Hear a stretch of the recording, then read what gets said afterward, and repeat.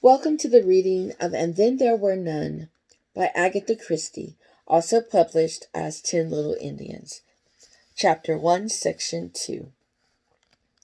Vera Claythorne, in a third-class carriage with 5 other travelers in it, leaned her head back and shut her eyes. How hot it was traveling by train today. It would be nice to get to the sea. Really a great piece of luck getting this job. When you wanted a holiday post, it nearly always meant looking after a swarm of children. Secretarial holiday posts were much more difficult to get. Even the agency hadn't held out much hope. And then the letter had come. I have received your name from the Skills Women's Agency. Together with a recommendation, I understand they know you personally. I shall be glad to pay you the salary you asked and shall expect you to take up your duties on August 8th. The train is the 12:40 from Paddington, and you will be met at Oak Ridge Station. I enclose £5 notes for expenses. Yours truly, Una Nancy Owen. And at the top was the stamped address, Indian Island, Stricklehaven, Devon.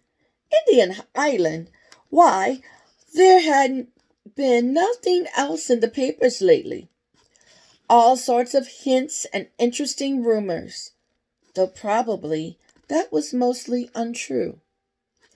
But the house had certainly been built by a millionaire and was said to be absolutely the last word in luxury. Vera Claythorne, tired by a recent strenuous term at school, thought to herself, being a game mistress in a third-class school isn't much of a catch. If only I could get a job at some decent school. And then, with a cold feeling round her heart, she thought, but I'm lucky to have even this. After all, people don't like coroner's inquests, even if the coroner did acquit me of all blame. He had even complimented her on her presence of mind and courage, she remembered. For an inquest, it couldn't have gone better, and Mrs. Hamilton had been kindness itself to her. Only Hugo. But she wouldn't think of Hugo.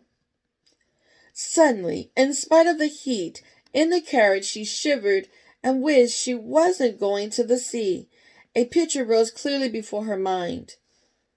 Cyril's head bobbing up and down, swimming to the rock, up and down, and herself swimming in easy practice strokes after him, cleaving her way through the water, but knowing, only too surely, that she wouldn't be in time. The sea, its deep, warm blue, morning spent lying out on the sands. Hugo, who said he loved her. She must not think of Hugo. She opened her eyes and frowned across at the man opposite her, a tall man with a brown face, light eyes, set rather close together, and an arrogant, almost cruel mouth.